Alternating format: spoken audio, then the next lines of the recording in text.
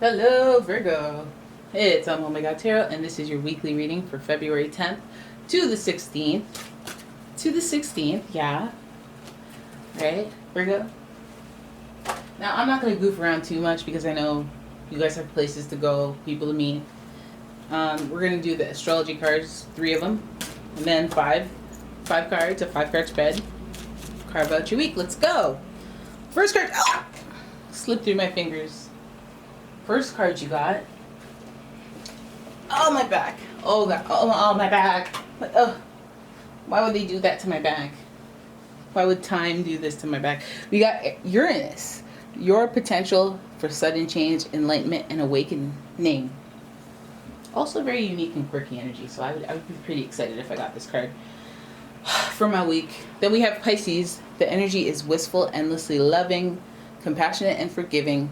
It confuses and softens resolve. Don't I know it? You already have Aquarius and Pisces energy. You're on that side of the chart. They say Aquariuses are ascended Pisces. I say that Aquariuses are Pisces who have their shit together and are able to emotionally compartmentalize rather than just be out here in these streets as a hot mess. And finally, we have Neptune, another Pisces energy for you. Your fantasies, yearnings, longings, and potential for illusion. So you got some romantic energy going on. Maybe this week you feel extra romantic with your partner, or you just have the look of love on you, or you have it going on for the Pisces. You just have this, I can't resist the Pisces at the moment. I'm sorry. It's not my fault. And it's a unique sensation. Maybe it's one of those things where you just keep meeting people that you really, really like, and then you find out they're Pisces. Right? Right? Alright. So here we go. First card. Oh! We got the moon, which is associated with Pisces. Alright, Virgo. It's time for you to talk. Who's this Pisces? Who is he? Who is she? Don't you know they're no good? Oh, oops. Queen of Swords. Queen of Swords. Okay, let's get through the whole thing before we start judging. But we have the Pisces card with the moon. Then we have the Queen of Swords in reverse. She's very hard, the Queen of Swords. She's very rough around the edges. You're not going to pull one over on her or she's going to whip out her sword. So you don't want to play her. This could represent a mother figure who is very, this is when the mother doesn't approve of a relationship, or it could be just somebody who's very, influential and they can hold you back with their beliefs and their obvious influence. You have another call to that Uranus energy. We got the Fool, thankfully upright, followed by the Emperor, someone you find stability with. And then we have a cameo appearance from the Knight of Swords, because he likes to be all up in these readings, even though he has nothing factual to say. He's actually quite the hothead. But let's look at this reading as a whole. So the major themes are unique. It's very romantic. So if you're not normally romantic, you're feeling that this week. You're really honoring your subconscious and what you desire and what you find pleasurable or romantic, and you're trying to cultivate that this week. Maybe you've been watching The Bachelor and you're like, okay, well, I could be more lovey-dovey. Okay, so this week, the beginning of it starts with the feels. I think they got you in the feels this week. I don't know what happened last week, but they got you in the feels this week. And there's this whole Queen of Swords thing. So you could be dealing with something with your mom, and that might have you in your feels for sure. People who nurture you during that time, or people who just remind you of your mother, or I don't know, fill the void of the mother. You have the Fool.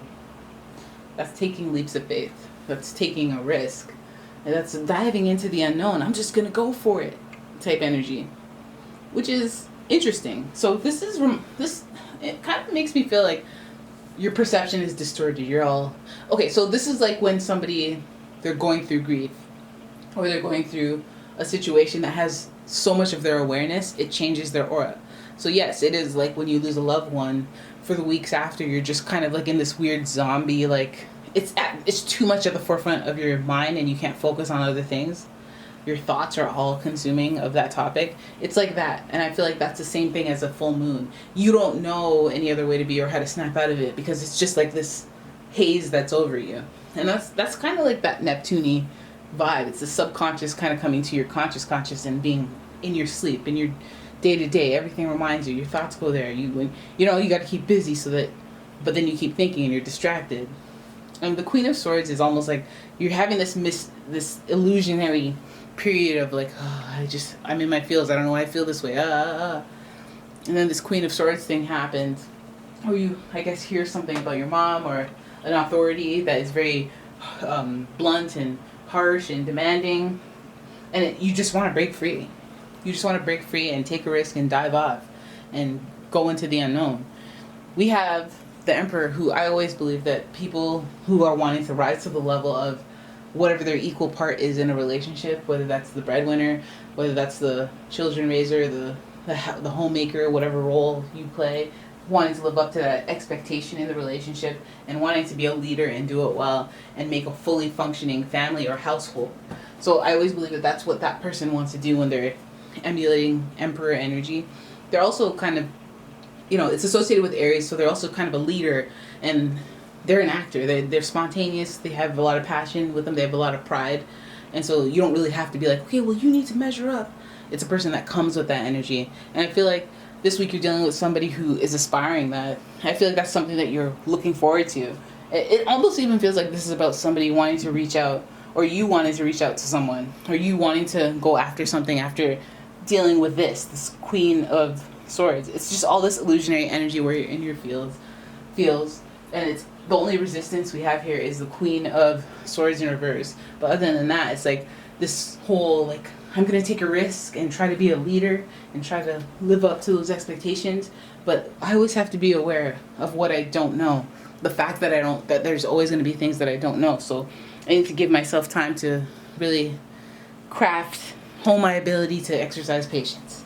Because if I know this and I think that's all of the details, that's 100% of the information, I'm going to flip out, or I'm going to say some damning things or do some self-sabotaging stuff that damages more than just me. So this week, I feel like in your feels, but you might want to reel it in. And if you're in a hazy type of, I'm in my feels, I'm sad or I'm depressed or I'm whatever, maybe not be jumping.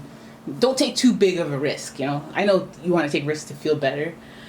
Maybe I'll try this spin class. That's not a real risk, you could risk losing pant size, but that's not really, take deliberate and well thought out risks instead of being in your feels or this illusionary mystical way when you know that you're going through a rough period and not really just honoring it and getting through that period before you dive off the deep end and say some stuff you regret. And you want to be a leader. It's time to suppress those emotions and get some stuff done, unfortunately. All right. So there it is. That's your reading. I hope you enjoyed it. If you did, please give the video a thumbs up and subscribe to the channel. And I'll see you in the next one. Bye.